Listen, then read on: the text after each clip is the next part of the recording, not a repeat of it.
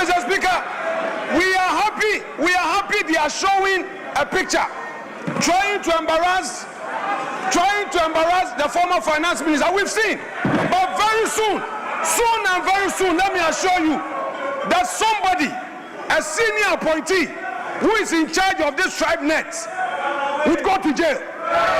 So the one behind tribe net, the one who introduced tribe net to the ministry, who is chopping money, Mr. Speaker, we are happy you are showing. Very soon we'll bring a picture. Then you will see the one in charge of TribeNet duping innocent Ghanaians, duping their unemployed youths. There are many youth who are looking for jobs, and this TribeNet, with the connivance of an appointee of government, she will be exposed. So you continue with Kenoforiata. Soon and very soon it will be your turn. Mr. Speaker, I will conclude. Honorable Afenyo Markin, the minority leader, during the State of the Nation's address, raised some concern with regards to the Ministry of Interior, accusing them for wrong way of recruiting citizens into the Ghana Armed Forces, and also stating that senior appointee member is going to jail because of that recruitment system. So it didn't go well with the minister responsible for Interior, Honorable Muntaka. So on Tuesday, Honorable Muntaka, minister responsible for Interior, raised the concerns that what the minority leader said during the State of the Nation's address is a breach of parliamentary privilege. And also he asked the speaker to refer Honorable Afenyo Markin to the privilege committee. So the speaker also gave Afenyo Markin the chance to respond to the allegation raised by the minister responsible for Interior. And this is what Afenyo Markin, Honorable Afenyo Markin, the minority leader, said in response to the minister responsible for Interior. Mr. Speaker, I don't know whether the respected Minister of Interior really wants to pursue this matter. I wish I had been at conclave. Honorable Minister of Interior, I'm not too sure you want us to deal with this matter. I'm not too sure. Because you and I know what we know. I repeat, Honorable Minister of Interior, I am not too sure you want us to pursue this matter. I repeat, because you and I know what we know. Mr. Speaker, I would want to prefer that you suspend sitting so that we discuss this matter at conclusion. That is all I would want to say. Oh, you think so? Be careful. I am applying a lot of wisdom, if you don't know, because we are dealing with governance. So please, if however, Mr. Speaker, if however, there is no need for us to discuss this matter, Mr. Speaker, as you said, let the referral be made. Let there be a public hearing. Let Afenyo Markin, who these days is seen as perhaps according to the allegation, I'm saying something which is untruthful and all that, and because of that, it is a breach of parliamentary privilege.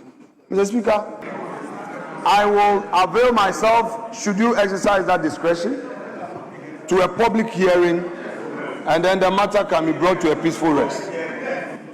So, upon hearing this, the majority caucus, through the majority leader, stated that the fact that Honorable Afenyo Markin, the minority leader, is proving to have evidence or to have something fishy that he knows about the ministry, then it will be best for them to appear before the privilege committee so that he can bring his evidence. And after, the speaker, upon hearing both sides, referred Afenyo Markin, Honorable Afenyo Markin, to the privilege committee. And to come to think of it, the next day, Honorable Afenyo Markin came to Parliament, and this is what he has to say about the whole issue the next day when he came to Parliament. The page 10 of today's vote and proceedings, which captures the concerns raised by the Honorable Minister of Interior yesterday. Mr. Speaker, you've had sufficient discussion on this matter, and I would want to state categorically that contrary to the impression he had, that I specifically made allegations against him which injures his reputation, Mr. Speaker, I would not do that specifically to hurt him or his ministry. And if, Mr. Speaker, the text of my concerns reflected so, it is hereby accordingly withdrawn. And, Mr. Speaker, as colleagues, when a member feels strongly about a statement which is unintended, the right thing to do is to withdraw and apologize to him. Mr. Speaker, I proceed to do so, and to assure him that concerns that would arise out of any matter shall be properly be brought to his attention.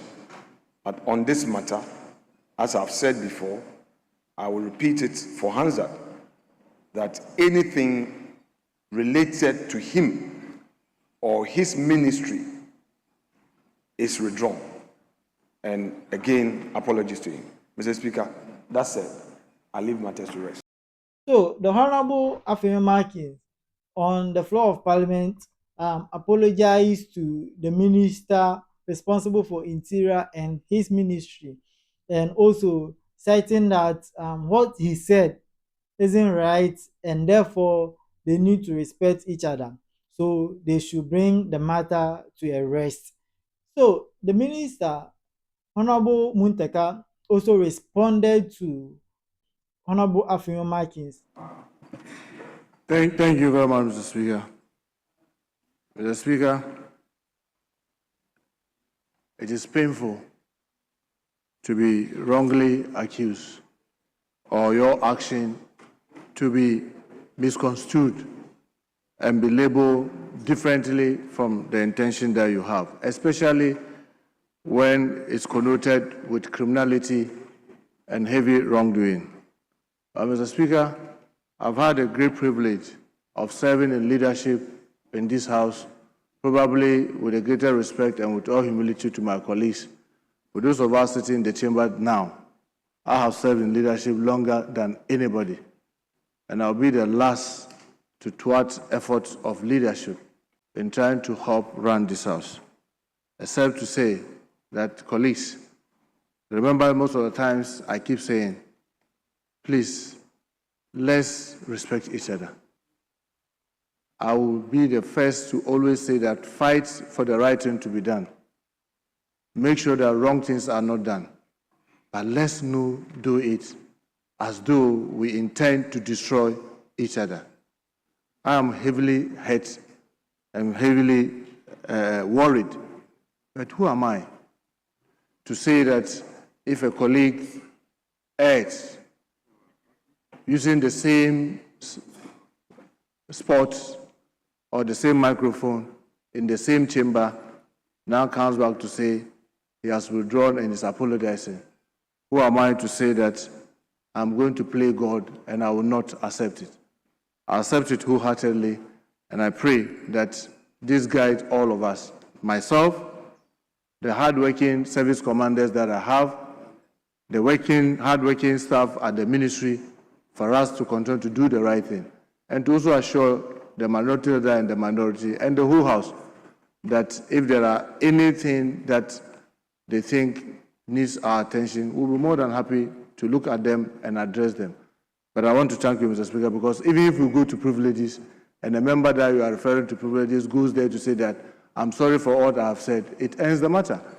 So if leadership in your wisdom and in the wisdom of the minority leader apologizes and withdraws, who am I to say I will not accept? My only plea, Mr. Speaker, is that if it is possible to expound that from our records, that will be most useful, so that we expunge it from our record so that it's like it never existed. And if the debate or the comment made yesterday in any way was also hardship and the House decided that both or all that should be expunged, I think that may do all of us a lot of good. I thank you so much, Mr. Speaker, for the opportunity. And looking at both sides, I think it's good for Honorable Afenyo Markin to accept his wrongdoings and also apologize to the minister and his ministry. But then going forward, I think these allegations shouldn't be just merely allegations on the floor of parliament. And the next day you come and apologize to whoever you raise these allegations against. I think if you know that your allegations has no fact, you don't have any materials, any evidence guiding you, it's unnecessary for you to even say it on the floor of parliament, and more especially during a day like this where all the country members, the citizens, they are watching you delivering this kind of speech in occasion like the State of the Nation address, and not even to think of it, the whole world might be even watching us. So raising these allegations is very serious. But then we are humans. Sometimes we go wrong, and the best thing is to accept our faults, then apologize to whoever we've wronged. And I think going forward, these political allegations shouldn't be happening without a fact or without evidence.